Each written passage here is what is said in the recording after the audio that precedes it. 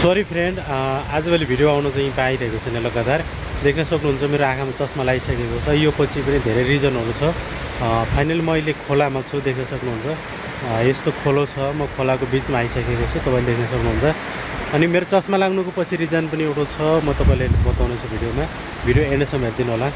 मैले आज लगातार तपाईँलाई भिडियो बनाउन र भिडियो दिन सकिरहेको छैन। I am so sorry. कोसिस गर्छु म कन्टिन्यू दिने, तर मान्छेको जिन्दगीमा केही न केही प्रब्लम आइहालेको हुन्छ।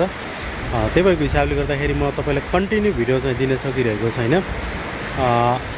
मलाई पनि लाग्छ कि तपाईँलाई रोज भिडियो दिने, तर के गर्नु, मलाई भिडियो दिनुभन्दा पनि धेरै समस्याहरू छ। अनि त्यही भएर घाँस काटेर सक्यो भने निरन्तरै अर्को काम सुरु गर्ने भन्ने प्लानले मैले भिडियोतिर खासै ध्यान नदिएर मैले आफ्नो कार्यव्यस्ततातिर धेरै बिजी भएँ।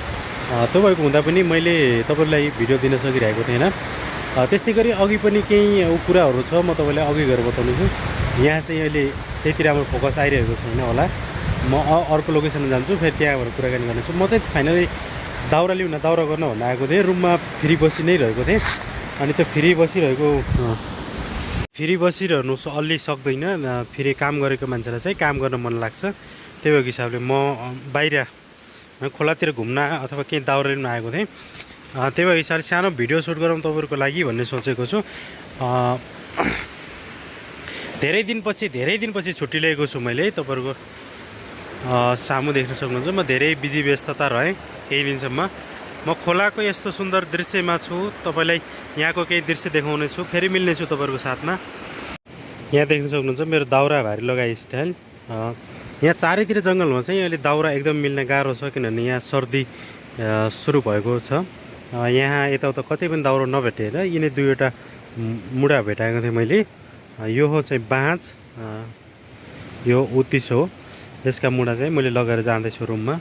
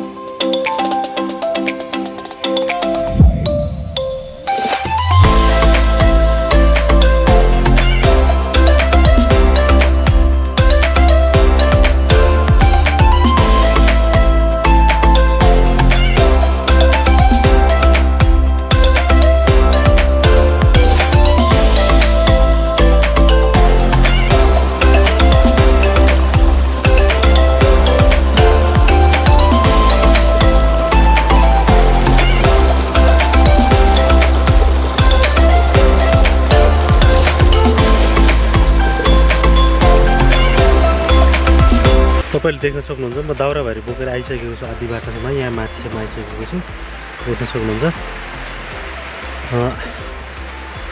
मैले जाँदैछु रुम। यताबाट चाहिँ घाम आइराखन्। आजभोलि चिसो एकदम बढेको छ गाइस। तपाईँहरूतिर कतिको चिसो बढेको छ? यतातिर एकदमै चिसो बढिरहेको छ। दाउरा बोक्नुपर्छ, दाउरा नबोकेसम्म हुँदैन, एकदम गाह्रो छ। यहाँ देख्न सक्नुहुन्छ।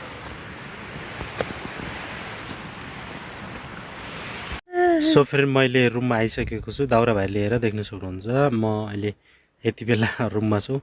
मेरो साथमा चाहिँ सानी छोरी देख्न सक्नुहुन्छ। हाई गरिदिऊ। हाई। कैसे हो? कैसे हो? अनि गाइस यो चस्मा लगाउनुको पछि रिजन भनिरहेको थिएँ म तपाईँलाई। म फाइनल देखाउन गइरहेको छु। मेरो आँखामा चाहिँ अलिकति चोट लागेको छ, तपाईँको हिसाबले गर्दाखेरि मैले चस्मा लगाएको छु। घाममा चाहिँ एकदमै हेर्न हुँदैन थियो। आज 2-3 दिन भइसक्यो।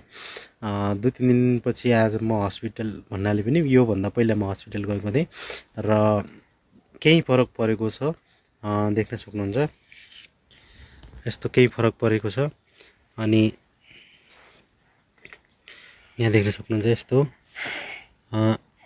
धेरै उ छ, फरक परिसकेको छ। हिजो चाहिँ यहाँबाट लिएर यो यहाँबाट लिएर पुरै यो एरियाबाट लिएर अनि यो एरिया पुरै सुजन भएको थियो र अहिले चाहिँ आराम मिलिरहेको छ।